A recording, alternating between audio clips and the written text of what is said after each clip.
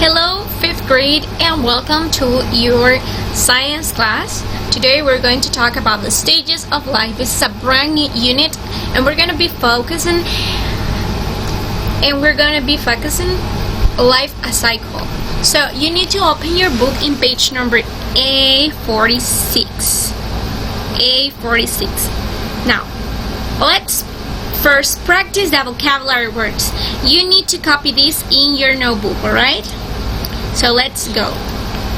First of all, life cycle. In the series of distinct stages of life that most organisms grow and mature through. So life cycle is the process of the growing, okay? Like in this graphic, you're observing first is an egg, then the egg hatch, and then we have a chick, and then it grows, and then we have a hen. So that is a life cycle. You know, after this, the cycle repeats. Then we have direct development. It's a kind of growth where organisms keep the same body features as they grow larger. So in this case, the organisms are keeping the same shape, but they just grow in like the size. Like the dogs, they don't change. It's the same dog, okay? They don't have changes.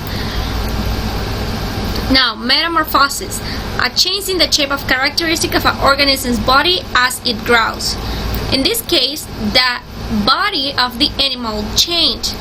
We have here a pupa, and then a caterpillar, and then we have a butterfly. So this is metamorphosis. Then I want you to watch this video. I'm going to send a link.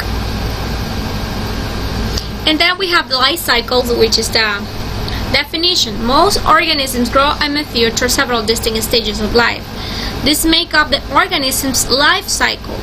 All life cycles begin with a young organism struggling to survive in the world.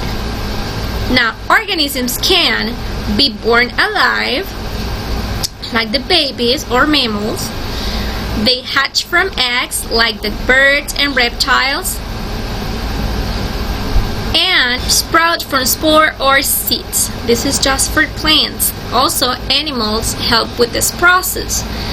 So, life cycles, depending on its time, a young organism spend anywhere from a few minutes to many years growing and developing.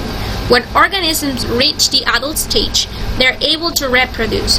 Some organisms change a lot as they mature, so you need to copy this part.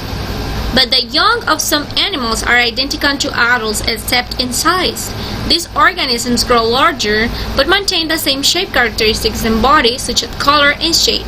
This kind of growth is called direct development. Like in this picture that you can observe in your book, the scorpions are an example of direct development because the baby scorpions are identical to their adult, the adult that is carrying them. Except because, of course, the size and color, but the shape of the body is the same. So for this week, there's no homework, but remember to stay inside your house. Love y'all.